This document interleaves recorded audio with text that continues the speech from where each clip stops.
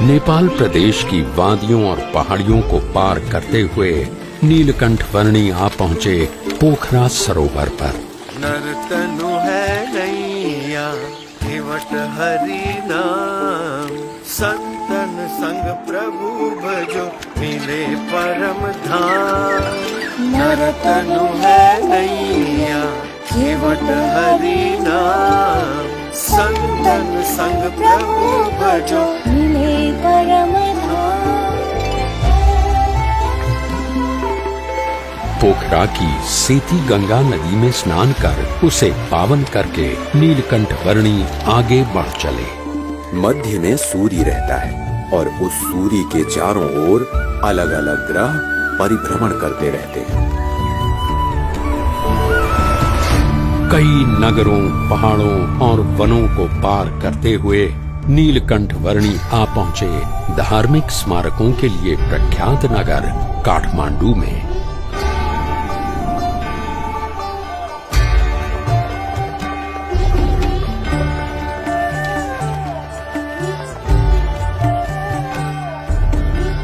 काठमांडू में नीलकंठ वर्णी ने पशुपतिनाथ मंदिर के दर्शन किए और वे बागमती नदी के घाट पर भी पधारे।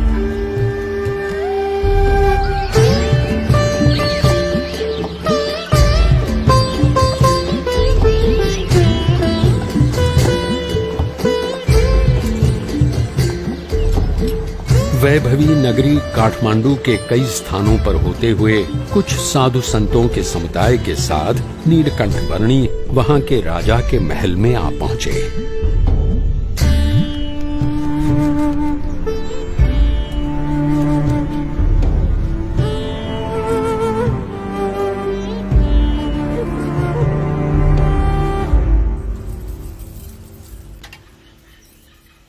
यहाँ उपस्थित सभी लोग ध्यान से सुनिए। हमारे राजा जी को कुछ असाध्य रोग हुआ है जिससे उनके पेट का दर्द मिट ही नहीं रहा है। यदि किसी को भी इस रोग और उसके निवारण की जानकारी हो तो वो बताएं और हमारे राजा जी का इलाज करें और उचित इनाम भी पाएं। बटुक वर्णी जी, आपके पास भी इस रोग का कोई इलाज हो तो अवश्य बताना। मेरे पास तो जन्म मरण के रोग का इलाज है।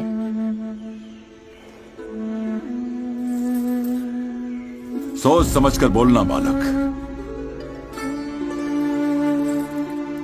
मैं राजा हूं, रण बहादुर साहा। सन्यास में भगवान होते हैं। ये सोचकर मैं साधु संतों और सन्यासियों को मेरे रोग का इलाज करने के लिए बुलाता हूं।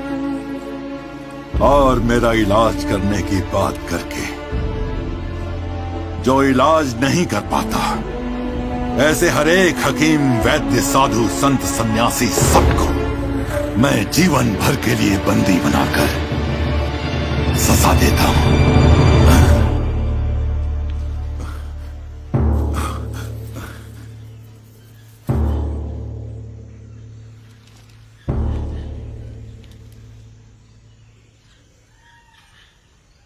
वही तो आप भूल कर बैठते हैं राजन।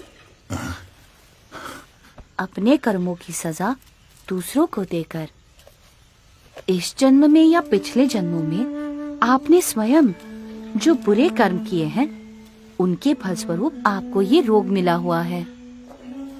ऐसी बातें मेरे मुंह पे कर रहे हो? तुम्हें डर नहीं लगता? सत्य बात को सुचारू रूप से कहने में डर कैसा राजन? अभी भी आप निर्दोष लोगों को दंड देकर अधिक बुरे कर्मों का संचय ही कर रहे हैं, जिनके फल भी आपको भुगतने पड़ेंगे।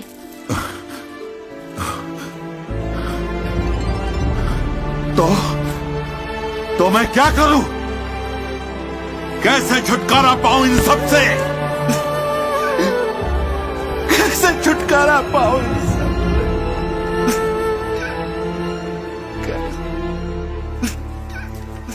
जो भी दुख आए उसे अपना प्रारब्ध और अपने कर्मों का फल समझकर और परमात्मा की इच्छा समझकर अपना लो। अपनी भूलों का पश्चाताप करके और परमात्मा को प्रार्थना करके प्रायश्चित करने से दुख का निवारण हो सकता है। परमात्मा को तो मैं नहीं जानता, पर मैं आपसे प्रार्थना करता हूँ कि आप मुझे इन दुखों से उबारिए। आप जो कहेंगे वो मैं करूंगा।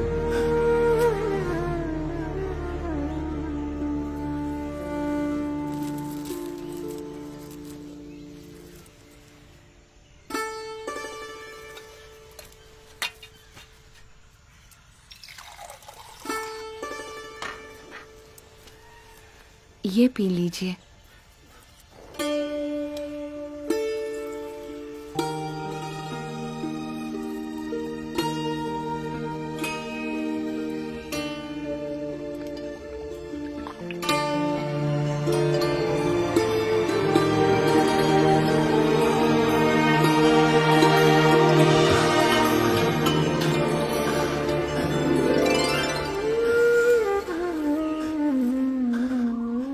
ऐसी राहत की अनुभूति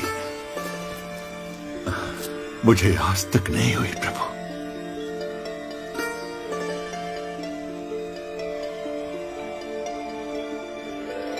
बताइए, मैं आपके लिए क्या कर सकता हूं? मुझे कुछ नहीं चाहिए, बस जिन निर्दोष लोगों को आपने बंदी बनाकर रखा हुआ है उन सबको छोड़ दीजिए। यह साफ कहें